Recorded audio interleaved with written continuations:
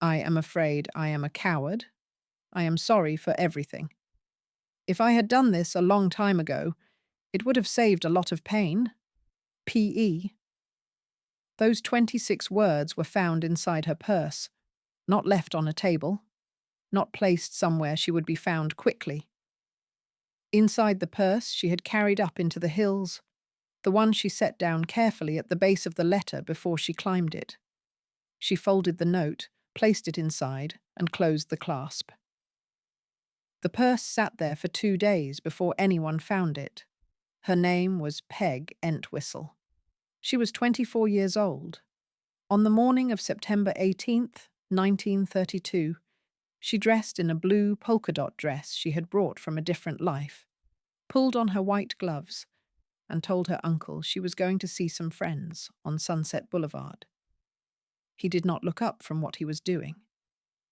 She closed the door behind her. 3 days before that morning, she had received a telephone call. The call lasted less time than breakfast. When it ended, she walked back through the house without saying a word to anyone.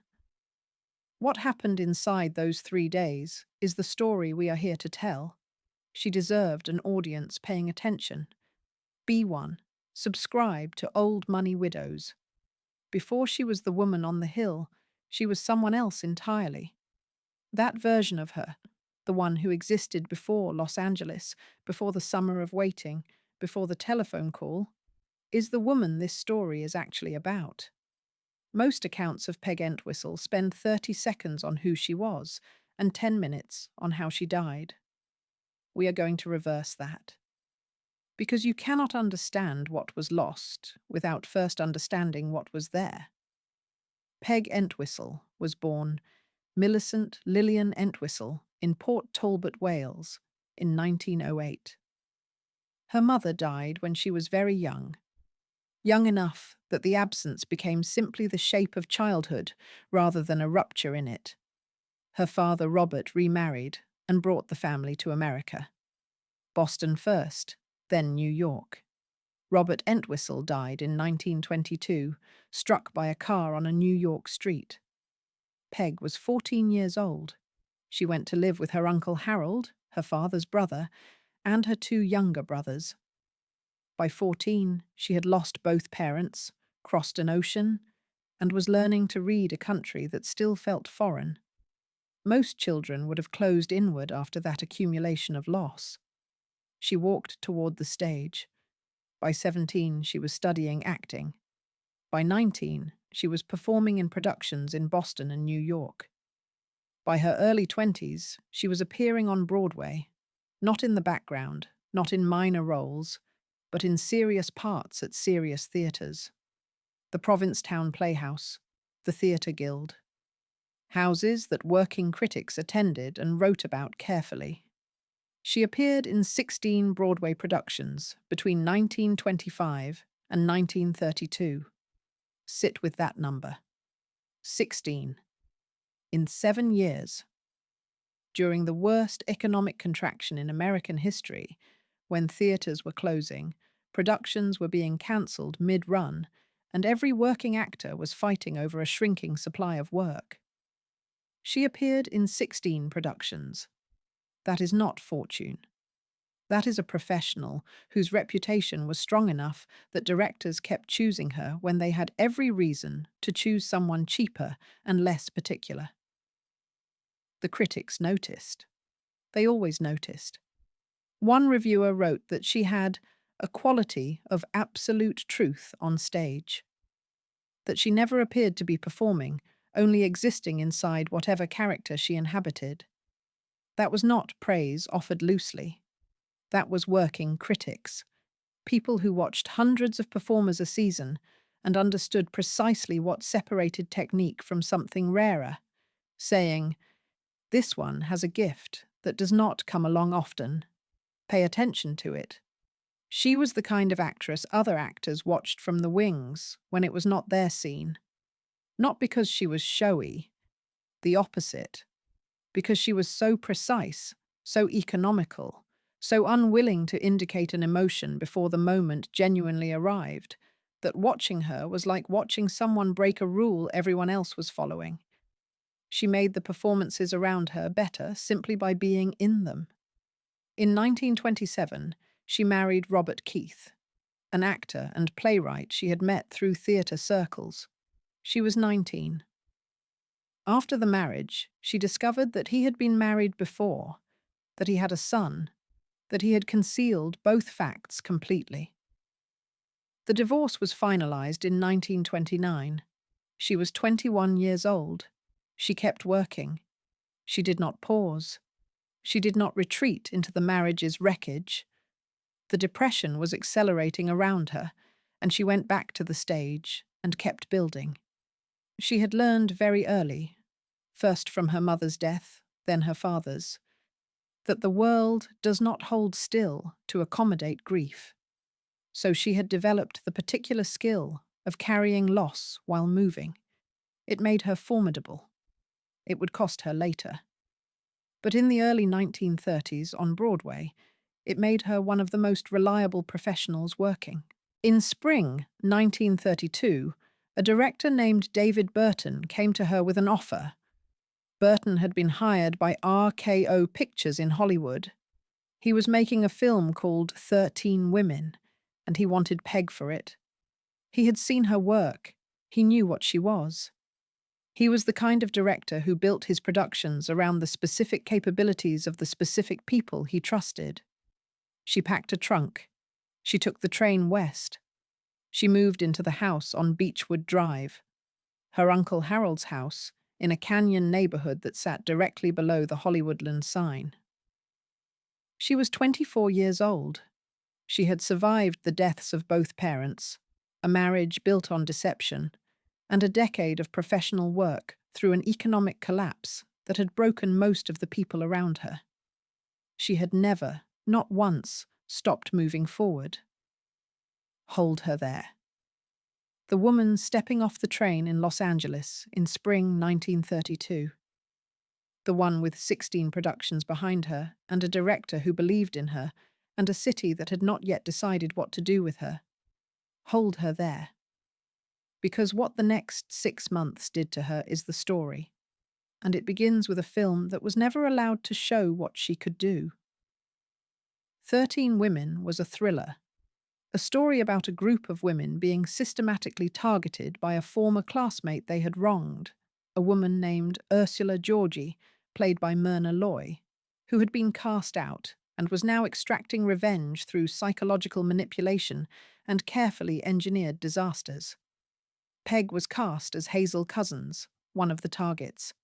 It was not the lead, but it was a real role in a real production at a major studio, directed by the man who had specifically sought her out for it. The footage confirmed everything David Burton had believed. She was translating directly everything that had made her extraordinary on stage, the precision, the refusal to signal emotion before it arrived, the quality critics had kept trying to put words around, was coming through on film with unusual clarity. The camera does particular things to different people. It shrinks some and exposes others, and occasionally, rarely, it finds someone it simply likes. It liked Peg Entwistle. The rushes showed an actress doing something real. RKO was pleased. Executives saw the early material and passed positive assessments between themselves. She waited for what came next. She took meetings. She sat across restaurant tables from men who used the word potential, the way people use it when they are not yet willing to commit to anything more specific, as a compliment that costs nothing and purchases nothing. She smiled across those tables. She was present and professional, and dressed in the white gloves that were her professional armor. She told Harold she was meeting with people. She was. The meetings happened. Nothing came from them. July arrived. She had no new work. This is the part I keep coming back to. Because what she did not know, sitting in those meetings, carrying that expectation, was that 13 Women was being dismantled in the editing room. Not because of anything she had done, because of forces that had nothing to do with any individual performance and everything to do with the particular political anxiety gripping Hollywood in 1932. The production code, the censorship framework that would eventually dictate the content of American films for decades, had not yet been formally enforced. But the pressure toward it was real and accelerating. Studios were already editing their way toward acceptability before the formal requirements arrived. 13 women had been made during one moment and was being released into another. Its subject matter made executives nervous. A woman of mixed race methodically destroying a group of white women through psychological manipulation was precisely the material the censorship advocates were pointing to when they argued for stricter controls. Scenes were cut, then more scenes, entire sequences removed. The film was shortened substantially from its shot length. Characters who had been established across multiple scenes were reduced to fragments. The psychological architecture that had given the story its weight was excised.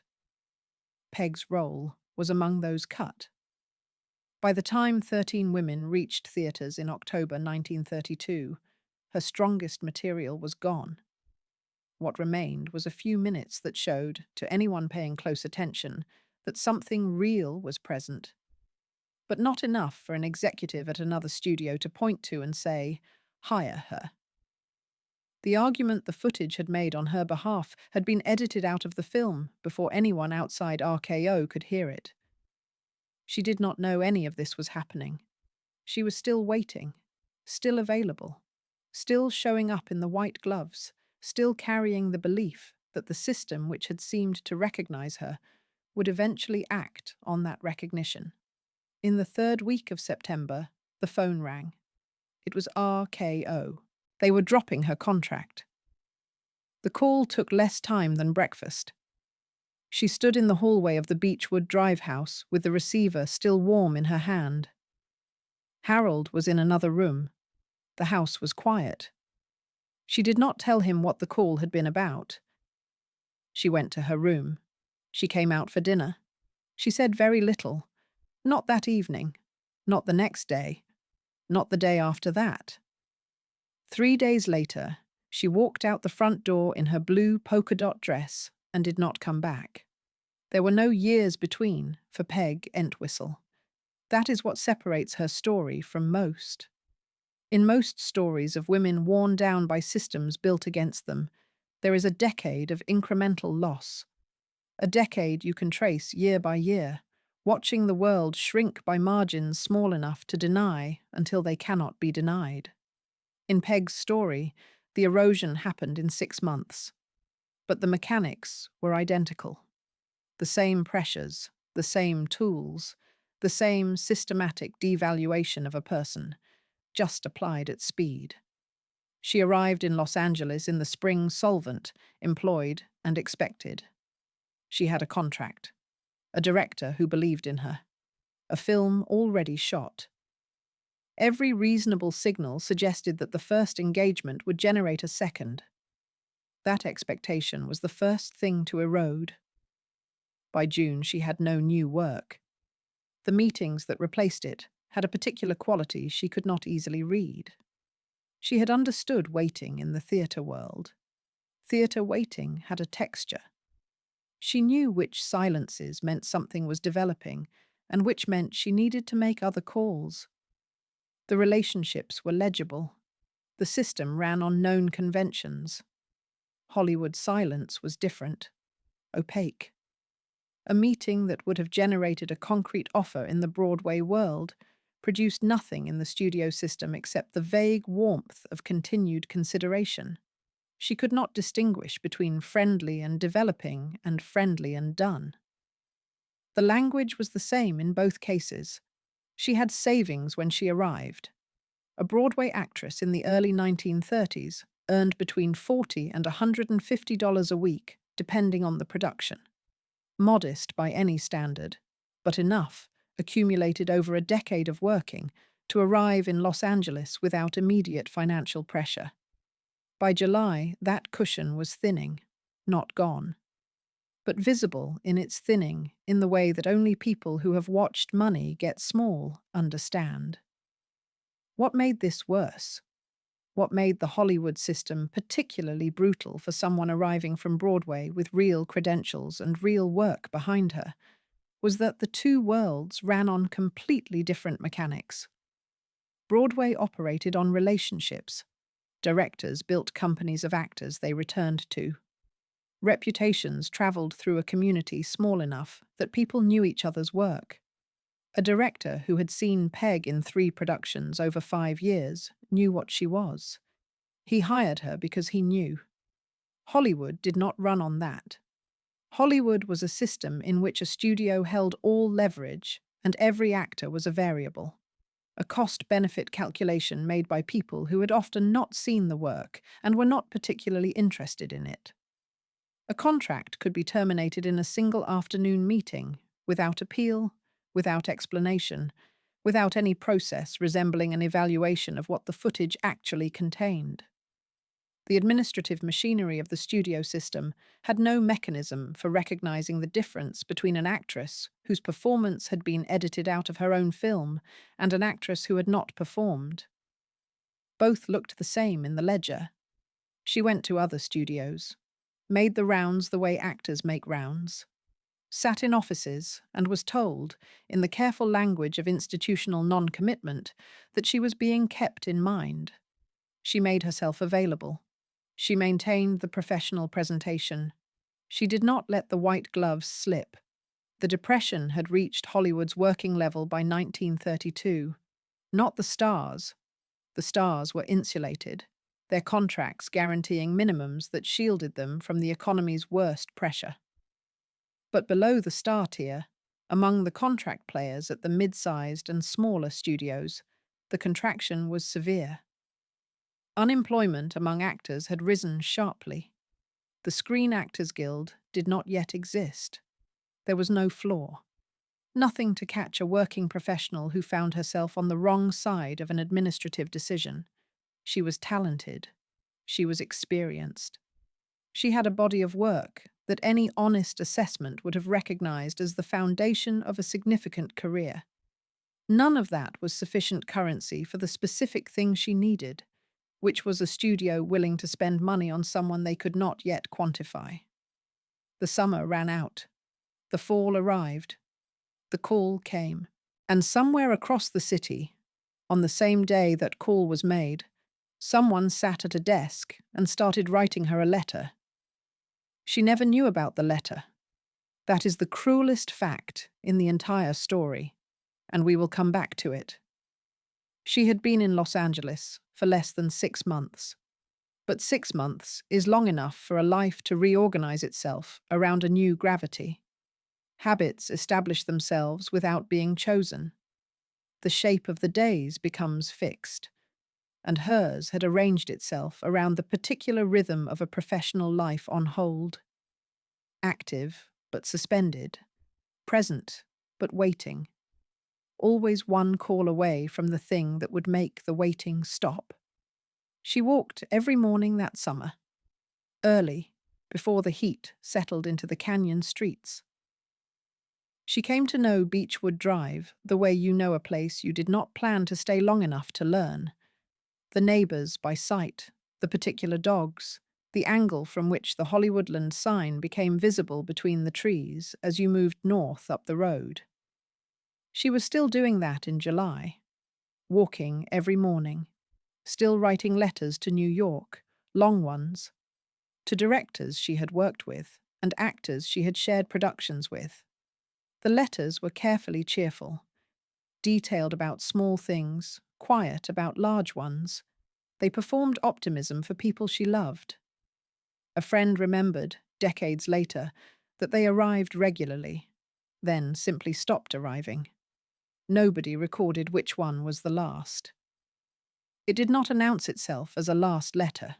The correspondence continued until one day it didn't, and by the time anyone noticed the absence, the gap had already become too wide to bridge. She was still putting on the white gloves in August, still dressing for meetings that had stopped producing anything real. The ritual had separated from its original purpose, but she maintained it, because the ritual was not really about the meeting anymore.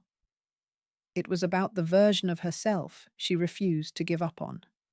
The professional, the one critics had written about, the one who appeared in 16 productions and was hired again every time. That woman still got dressed in the morning, still put on the gloves, even when the city she had dressed for had stopped looking. That is what it costs to keep doing that, to dress for something that has not happened yet, to present yourself carefully to a city that is deciding whether you belong in it, and to keep doing it even after the city has quietly, without announcement, stopped deciding in your favor. Anyone who has ever been in that position knows the exact weight of it, the specific discipline it requires to perform confidence you no longer feel, to a room that is no longer paying attention. August became September.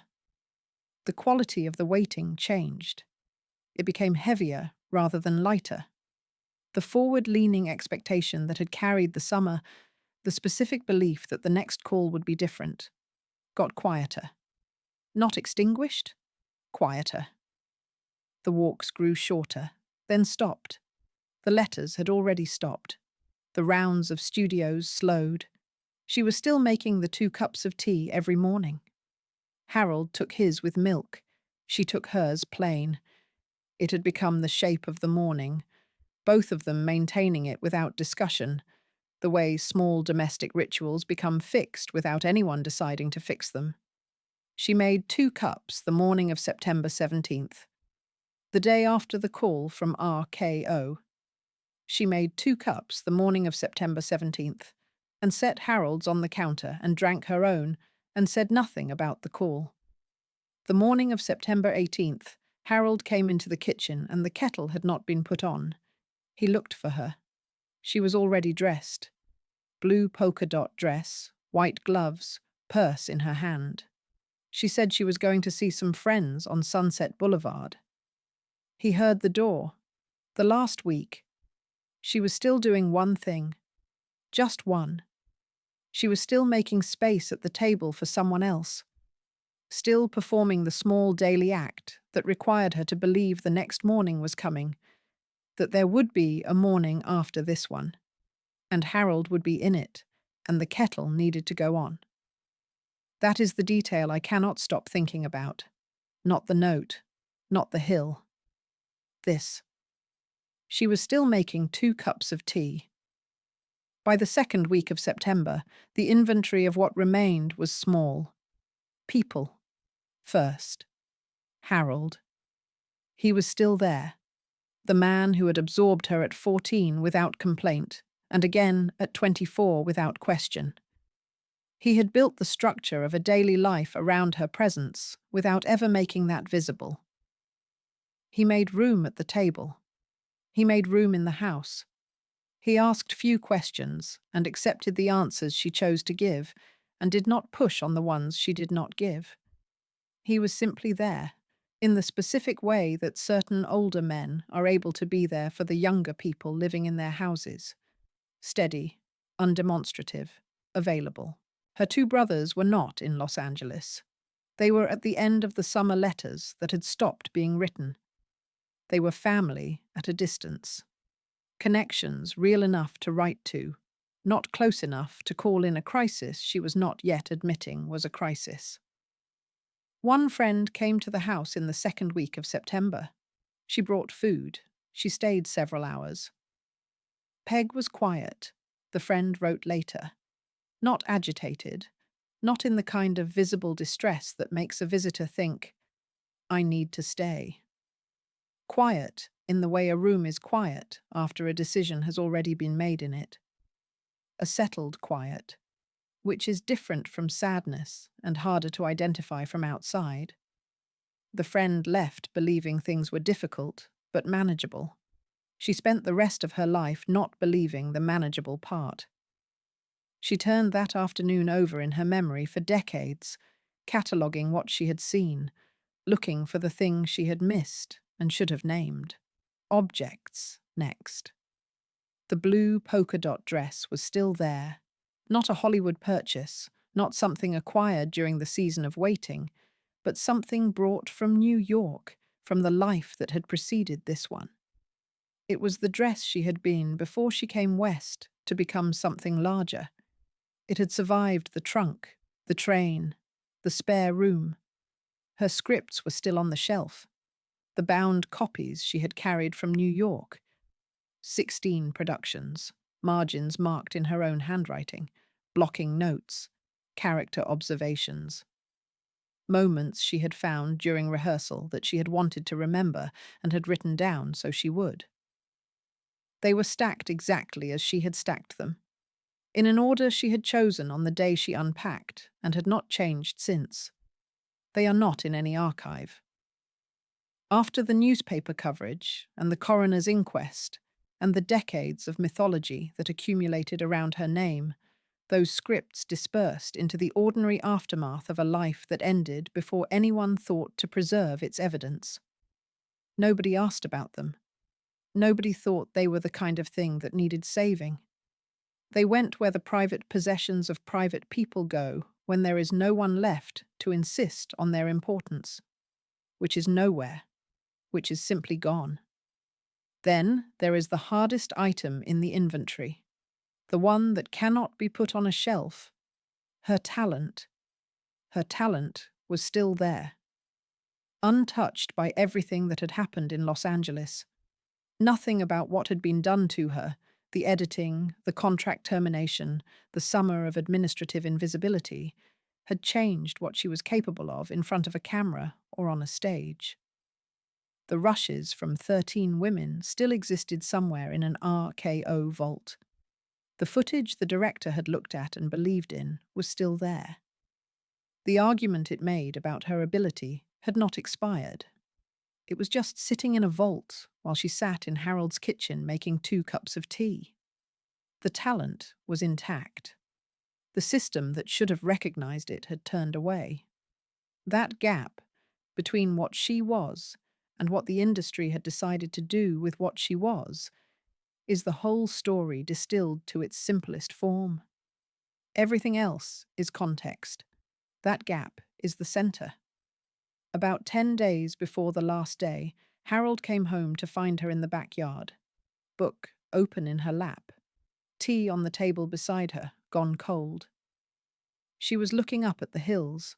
The sign was visible through the eucalyptus trees, white and enormous against the canyon slope. He asked if she wanted fresh tea. She said yes. She looked back at the book. He went inside. He made 2 cups.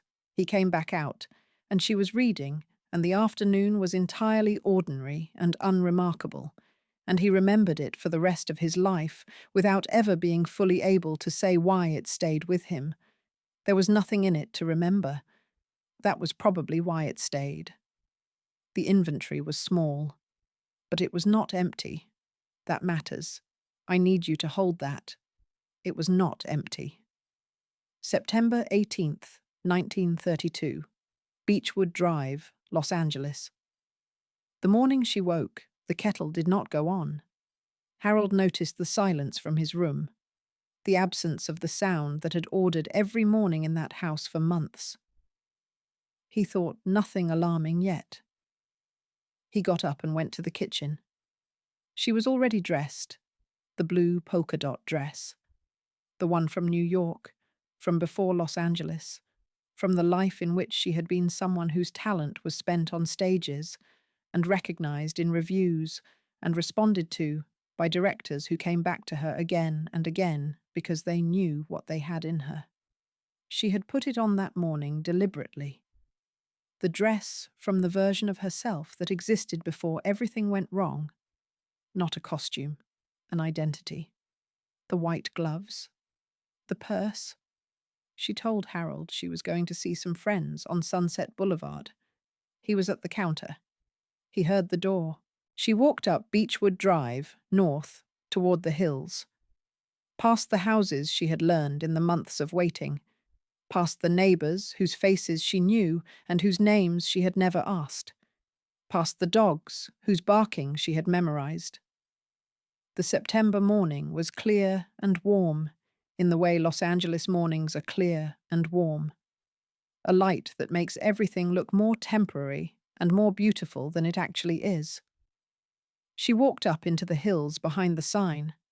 The Hollywoodland sign had been built in 1923 as an advertisement, a real estate promotion for a housing development in the hills above Hollywood, each letter 50 feet tall, 4,000 light bulbs illuminating the word in segments at night.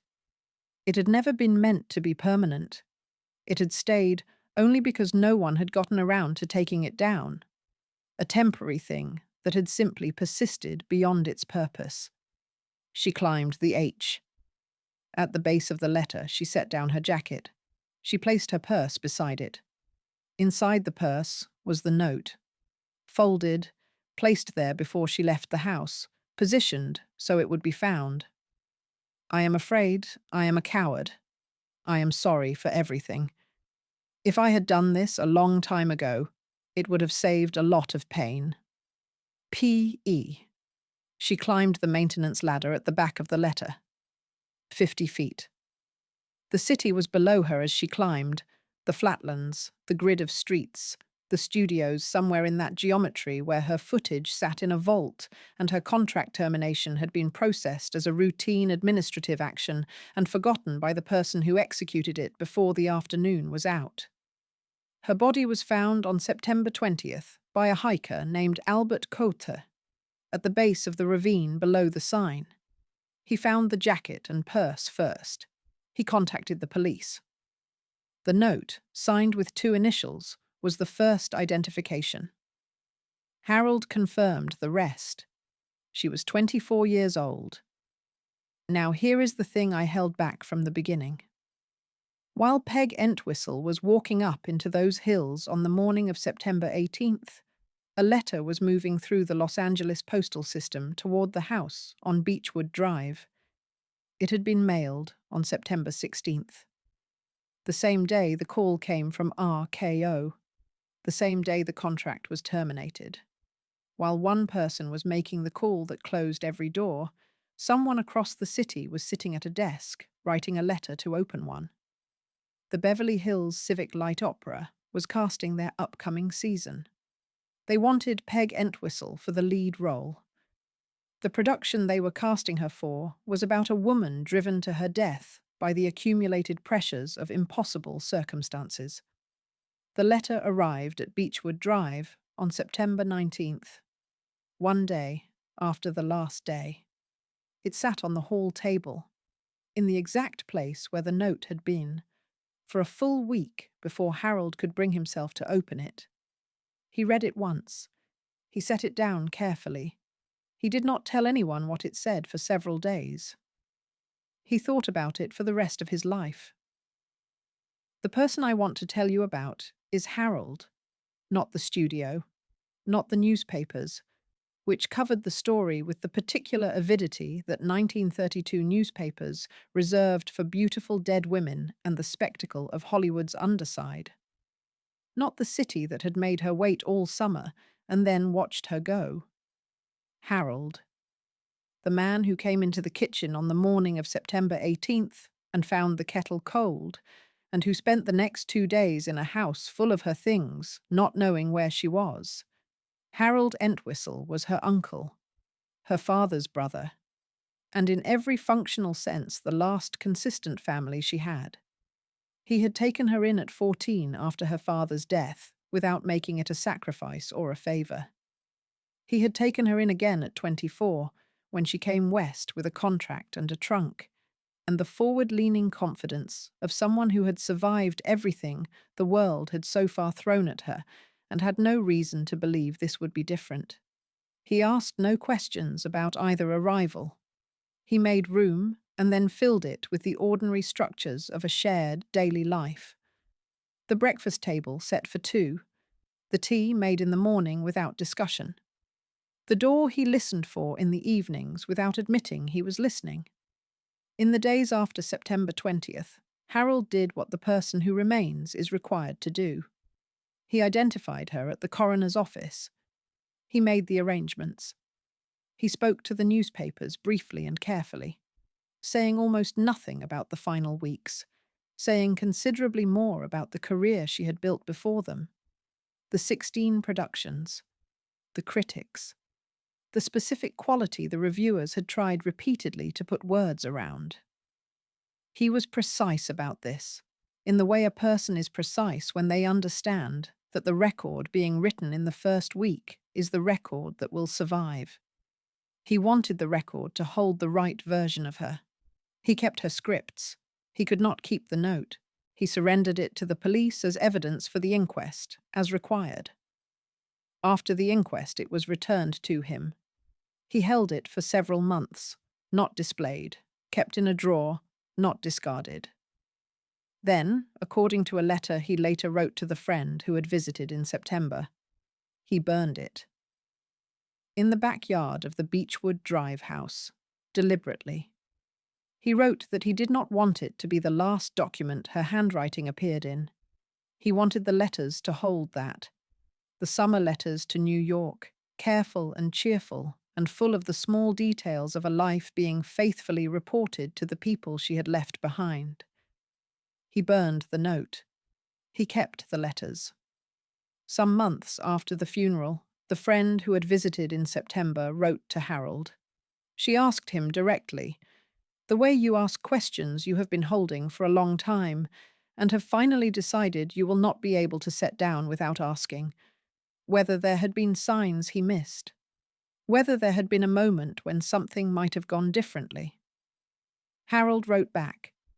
She kept the letter. It was found among her papers after her own death, decades later.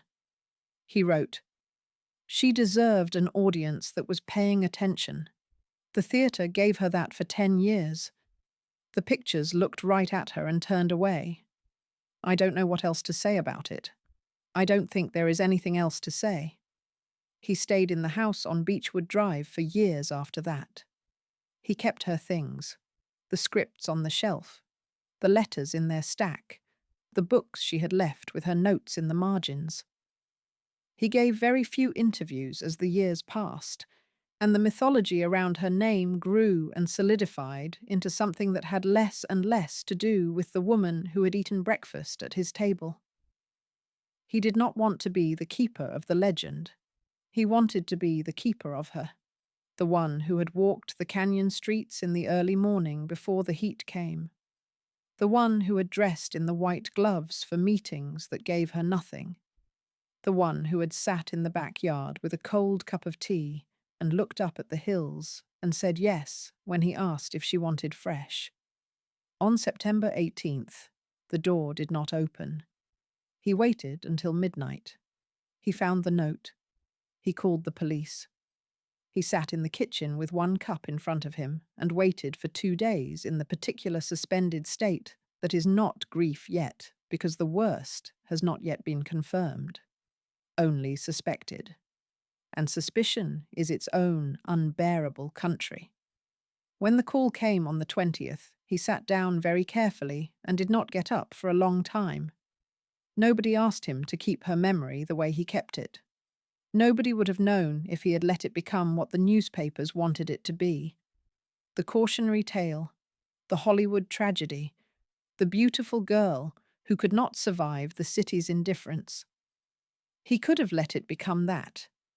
He didn't.